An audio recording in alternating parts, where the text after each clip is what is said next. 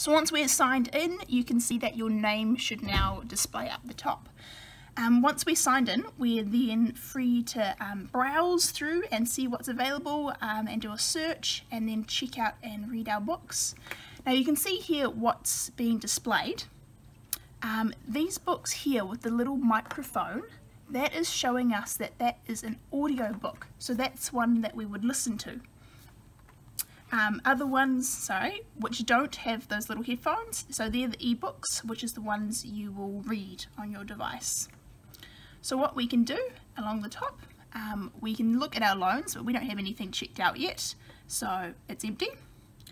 But we can browse, and when we hit on browse, we can search up here by keyword, author, title.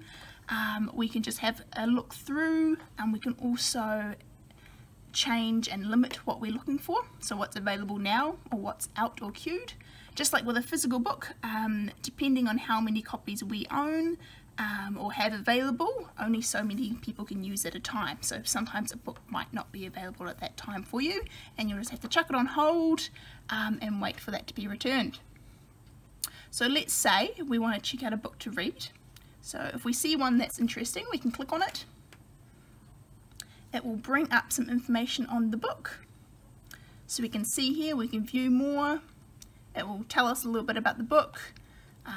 It gives us some recommended titles if we also like this book. We can see that, like this one here, is slightly greyed out.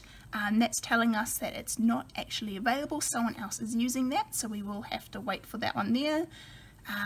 But this one here that we're looking at, we can just click borrow.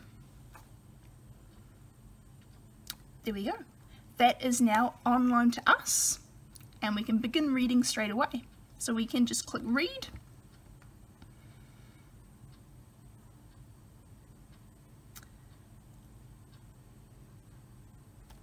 And it will give us some hints if it's our first time using the app.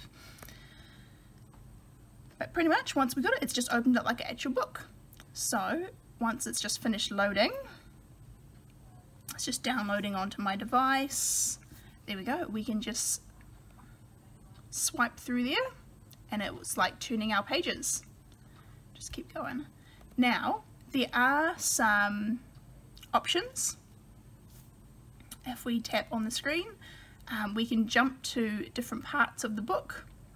We can have our bookmarks that we've placed, which we haven't put any yet. And this one over here, we can change our font, our background color, and a lot of other options.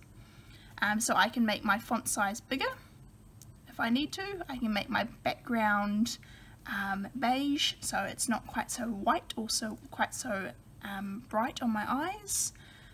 And see the options there. So once we've checked out the book, we can go back and carry on browsing and find something else. Once we have checked out items in the app, along here we can see at the moment we're in the library browsing, but we can also jump across to our loans, which will show just that one book that we've got checked out, and also we've got our home along here, and that's that front page of the app, and it will show you my loans. There's also some shortcuts to like a help center, some feedback if you need any help, and our library at the top there, which is what we can click on to go back into our catalogue to look for some more items. So now, let's say we wanted to download an audiobook, so to listen, which can be really handy, so we can listen to it while we're doing anything else around the house.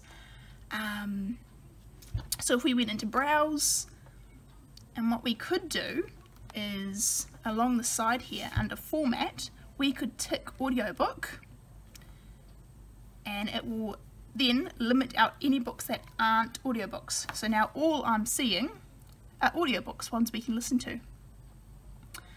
So let's say we found one that we liked, we could click on it.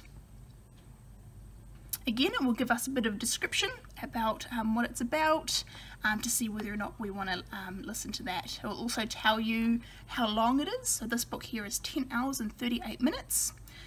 If we choose to borrow it, we can just click the borrow button.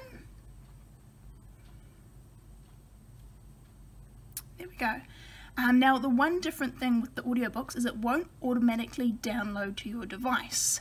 This is to save people getting caught out if they're on mobile data, because these files can be quite big. But if you are on Wi-Fi and you do want to download it, once you click on listen, and it brings it up here, so it will remember where you're up to once it starts playing. But once you're on the screen, if I just pause that, up here there should be 3 lines or 3 dots showing a menu. What you can choose is you can select store offline, and that will just confirm that we do want to download the book. Okay, and that will download that file. It might take a few minutes, but that will download that onto your device so that you'll then be able to listen to that without Wi-Fi, without internet. So if you're going for a walk, or if your internet doesn't reach everywhere in your house, you'll still be able to listen to that without a good connection. So we can see that it's downloading. So like I said, it may take a few minutes because they can be quite large files, but once you've done that, you'll be able to use it without using Wi-Fi. So what will that look like if I close that app? So back on our home screen on our tablet, I can click on my ePlatform app, and that will take me to my home screen. So I can see I've got those 2 books checked out. I've got my ebook and my audiobook, and if I want to continue reading or listening, I can just click on that one there. It will take me back to where I was, and I can hit play and carry on. We'll encourage you to download the app, have a bit of a play.